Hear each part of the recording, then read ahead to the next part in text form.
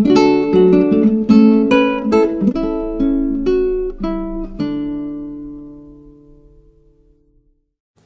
lupa untuk subscribe ya, dan share ke teman-teman kalian.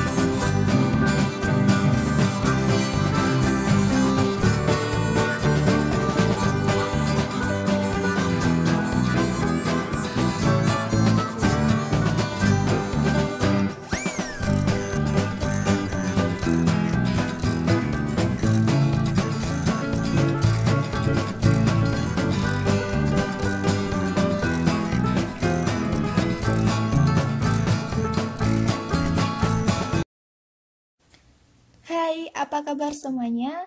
Kembali lagi pada pembahasan soal UTBK Bahasa Inggris untuk tes kalian pada tahun 2020 ini. Nah, we can say this is the last episode for this explanation. Jadi, mungkin ini merupakan video terakhir yang aku buat untuk persiapan kalian UTBK di tahun 2020. Nah, di sini aku udah rangkum 10 tipe-tipe soal, ya kan? Dan penjelasannya juga ada pembahasan soalnya. Jadi, kalian jangan lupa untuk tonton sampai selesai. Nah, untuk kalian yang mungkin baru mengikuti channel ini dan baru tahu video yang terakhir ini, jangan lupa untuk kalian cek part 1 sampai part 5-nya, dan juga ada tentang topik and main idea dan video lainnya yang membahas tentang UTBK gitu. Nah, ini spesial banget buat kalian untuk review sebelum tes. Jadi kalian masih ingat nih nanti kira-kira yang akan keluar apa aja gitu. Nah, jadi jangan lupa untuk tonton sampai habis. Oke, tipe soal yang pertama yaitu menanyakan main idea atau topik. Oke, di sini sudah aku siapkan sebuah soal yang menanyakan main idea atau topik. Kita langsung saja ke soalnya.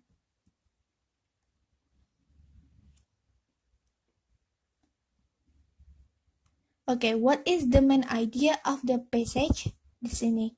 Berarti kita mencari main idea-nya. Nah, ini juga aku lengkapin strateginya. Nah, jadi nanti setiap jenis soal nanti akan dilengkapin strategi. Yang pertama yaitu read the first sentence of the first paragraph in the text. Dibaca kalimat pertama di paragraf pertama. Read the first sentence, atau bisa kalian lakukan juga read the first sentence in each paragraph. Kalian baca kalimat pertama di setiap paragraf. Lalu, biasanya juga ini penting, read the last paragraph. Jadi seumpama kalian belum bisa menemukan pada kalimat pertama di paragraf pertama atau pada kalimat pertama setiap paragrafnya, kalian bisa baca skimming, baca cepat pada paragraf terakhir, karena paragraf terakhir biasanya itu berupa kesimpulan atau summary-nya dari penulis. Jadi itu penting banget untuk kalian pahami. Nah, di sini soalnya the main idea of the passage. Oke, kita langsung saja ke teksnya. Kira-kira main idea-nya apa ya? Oke, di sini lihat ya. Zoos are hugely popular attraction for adults and children alike. Oh, berarti ini intinya membahas zoos. Jelas banget. Adalah hugely popular attraction. Berarti atraksi yang sangat well known, sangat populer, terkenal. Baik untuk adults, orang dewasa, ataupun anak-anak. Lalu kalian baca lagi di paragraf kedua. On the other hand, by bringing people and animals together, zoos have the potential to educate the public about conservation issues and inspire and inspire people to protect animals and their habitat. Oh, berarti di sini tuh ada kata on the other hand. Nah, on the other hand itu kan artinya sebaliknya. Kalau kalian ketemu konjungsi atau conjunction yang bermakna kebalikan, kayak besides, on the other hand, in other words, kalian yang lainnya, berarti itu ada argumen. Argumennya itu ada yang pro, ada kontra. Kalau ada kata on the other hand, diinget-inget ya. Nah, terus ada kata however juga. However juga itu juga menyatakan pro kontra. Berarti kalian nggak usah lanjutkan bacanya, langsung saja kalian cek di sini sudah ada pilihannya yang menjelaskan yang pro dan kontra. Oke, berarti jawabannya yang D. Pro and contra arguments about imprisoning animals. Jadi conjunction itu juga sangat sangat penting gitu buat kalian kenali, karena kalau di suatu teks conjunction itu merupakan salah satu ciri yang kita gunakan. Kan karena sudah pernah ya belajar di SMA itu kan ada beberapa teks, ada yang menggunakan konjungsi ini, terus kalian disuruh identifikasi.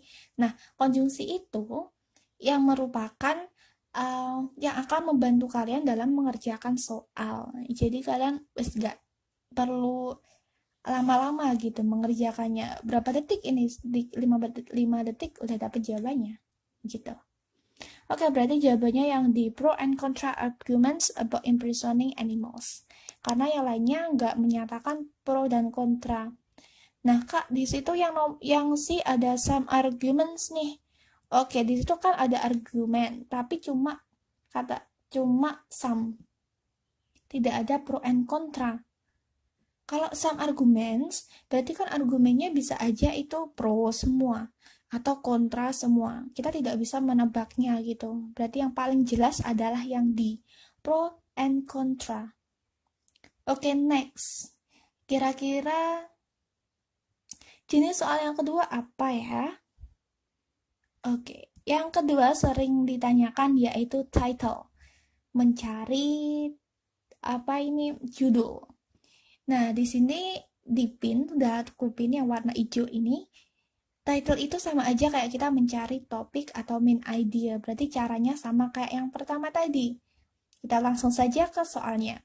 Which of the following would be the most appropriate title for this passage? Oke, ini kebetulan cuma ada satu paragraf. Kita lihat saja di sini ada kata Russian-born Max Weber grew up in the New York. Oh, berarti bisa kita lihat Russian kan berarti orang Rusia yang bernama yang terlahir Russian born itu berarti kelahiran Rusia gitu ya. Yang bernama Max Weber. Berarti pasti ini menjelaskan tentang orang. Nah, kalian langsung saja nih, lihat di pilihannya. Kalian cari yang menjelaskan tentang orang. Untuk pilihan yang A, American art. Kalau art itu merupakan, itu kan bukan orang ya. American art berarti kan seni Amerika. Berarti kan benda, berarti salah yang A. Yang B, works of the National Gallery of Art. Kalau ini juga bukan orang, ini merupakan works. Hasilnya ya kan? Kalau yang C, European art, ini juga sama kayak yang A tadi, berupa benda, berupa seninya, bukan orangnya. Nah, berarti yang D sama ini yaitu artist. Artist, jangan kalian artikan artis kayak Indonesia ya. Jadi kalian itu biasanya ini ada yang salah nih. Aktor, kalau di Indonesia aktor sama aktris, itu merupakan bahasa Inggris, aktris sama actor, ya kan? Itu pemeran. Kalau artist itu kan dari kata art, terus tambahan ist, itu merupakan seniman. Artist itu seniman, kalau art seni. Sama aja kayak act tadi kan. Act itu berperan, aktris itu pemeran, actor itu pemeran. Nah, kalian lihat saja nih, apakah inovatif atau the artworks. Oke, di sini kalian baca lagi. Kalian teruskan di kalimat selanjutnya. Kalimat kedua ya. On returning to the United States, Weber worked in the new styles he had discovered in Paris and soon became recognized as a pioneer of American abstract painting. Oh, berarti alirannya orang ini adalah abstrak ya. Gambar abstrak painting. Nah, di sini kan ada kata pionir nih. Pionir kan berarti yang menggalakkan, yang pertama kali. Berarti kan muncullah abstrak ini kan. Berarti dia itu merupakan orang yang memberikan bau baru atau inovasi terbaru pada painting, yaitu berupa abstrak. Berarti jawabannya adalah yang inovatif, ya kan? Dia kan inovatif nih. Dia sebagai pionir, dia sebagai yang pertama sebagai abstract painter. Berarti jawabannya adalah yang D, an innovative American artist. Oke. Loh Kak, kok nggak European, kan di situ Russian. Nah, di sini kan dijelaskan grew up in New York. Dia itu aslinya itu emang Russian, tapi dia itu grew up, berarti dia itu di hidupnya di Amerika gitu, di New York. Nah, dia juga sebagai artis di Amerika, bukan di Russian, bukan di European. Berarti sudah benar jawabannya yang D. Oke, kita lanjutkan. Kira-kira yang sering keluar lagi apa ya selain main idea, topik, atau title? Oke, yang ketiga yaitu berupa inferences atau conclusion. Ini juga sering banget keluar di UTBK. Nah, strateginya yaitu, lihat ya, inference strategy. Find the words showing conclusion. Nah, biasanya maksudnya nih, kita mencari paragraf yang diawali dengan kata in brief, in conclusion, therefore, in other words, to sum up. Nah, itu merupakan ciri-ciri awalan saat penulis mau menyatakan suatu konklusi gitu. Kalau kalian nggak menemukan kata seperti itu, kalian bisa lanjut dengan cara ini. Focus on the last paragraph. Find the main idea of the last paragraph. Nah, biasanya yang sering banget itu ada di paragraf terakhir. Namun, kalau ternyata di paragraf terakhir itu tidak bisa menjelaskan ya, berarti kalian mencarinya yaitu berupa nih, yang poin ketiga. Read the first sentence in each paragraph to find the main idea of each paragraph. Berarti kalian mencari main idea di setiap paragrafnya. Habis itu kalian konklusikan. Lalu match with the choices. Kamu cocokkan nih dengan pilihannya. Nah, di sini soalnya what can be inferred from the writer's opinion? Ini masih pertanyaan yang lanjutannya yang tadi ya, yang teks pertama tentang Zeus. Nah, di sini kita langsung ambil pada paragraf terakhir gitu. Oke, kira-kira bisa kita simpulkan apa? Lihat ya. So are zoos good for animals or not? Perhaps it all depends on how well individual zoos are managed, and the benefits of zoos can surely outweigh their harmful effects. Oh, ternyata kalau berdasarkan penulis, ini kan berdasarkan penulis ya, berdasarkan opini penulis. Zoos ini, benefits of zoos, ini P-nya salah, maaf ya, ini kudu seharusnya O, jadi benefits of zoos. Berarti manfaat dari zoos ini can surely outweigh their harmful effects. Intinya, manfaat zoos ini lebih besar daripada efek yang membahayakan gitu. Nah, tapi di sini, however, it is understandable that many people believe impersonating animals for any reason is simply wrong. From the passage above, oh sorry, ini salah ya. From the passage above itu seharusnya masuk ke soalnya ini. Oke, berarti Kan however, sedangkan it is understandable that many people believe. Nah, kalau orang-orang itu kebanyakan percaya kalau imprisoning animals, maksudnya imprisoning animals itu merangkai, dikerangkeng gitu ya, apa nih animals itu. For any reason itu salah. Tapi kan yang kita cari bukan pendapat kebanyakan orang, tapi pendapat penulisnya, yaitu berupa di kalimat pertamanya kalau Zeus itu mempunyai lebih banyak efek positifnya daripada yang membahayakan. Berarti jawabannya bisa kita simpulkan yang mana? Oke, bisa kita katakan sama aja seperti yang B. The zoos have more good effects for animals than their bad effects. Zoos itu mempunyai manfaat yang lebih banyak, ya kan? Efek yang lebih bagus daripada efek yang jelek, gitu. Oke, next. Kira-kira setelah inference atau conclusion, yaitu ada prediction.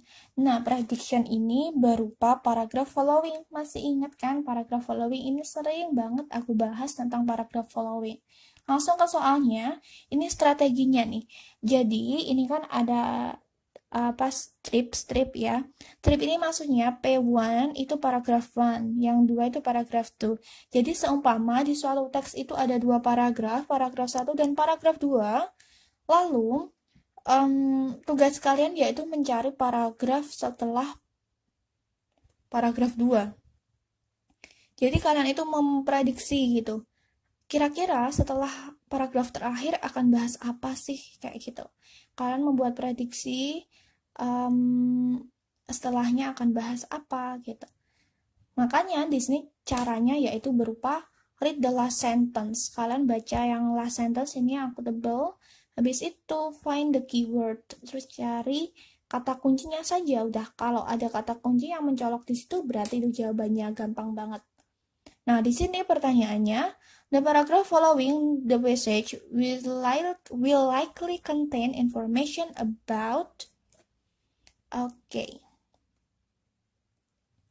Di sini kalian langsung baca saja pada paragraf terakhir, kalimat terakhirnya. Nih ya. All this activity takes place deep within Earth, making it difficult to monitor, therefore difficult to predict when a future earthquake might occur. Nah, berarti ini difficult, ya kan, susah to monitor. Habis itu ada kata difficult to predict when a future earthquake might occur. Saat apa ini? Gempa bumi selanjutnya di masa depan akan terjadi. Gitu.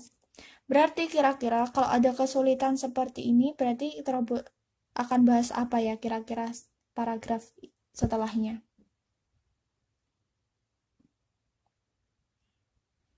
Oke. Berarti kan ini kan tentang memprediksi ya, kalian cari saja kayak predik gitu. Berarti yang ada kata predik itu pilihan yang A, B, sama yang E. Yang A, how earthquakes become predictable because of the seismic wave. Nah, tadi kan di kalimat terakhir ada kata seismic waves, apa enggak? Ya, berarti bukan. Kalau yang B, scientists' effort to make future earthquake could be predicted through some research. Nah, ini kan ada kata future, dia kan ada kata future ya. Nah, ini juga masuk nih. To make future earthquake could be predicted, agar dapat diprediksi dengan melakukan research. Oke, kita lihat dulu yang E. Future prediction of earthquake will be easily done owing to sophisticated technology. Nah, kalau yang E ini terlalu jauh gitu loh. Tadi kan belum ada belum ada solusinya ya. Berarti kan masih membahas prosesnya untuk mendapatkan solusi. Nah, sedangkan kalau yang E ini sudah kayak ada solusinya gitu, sophisticated technology.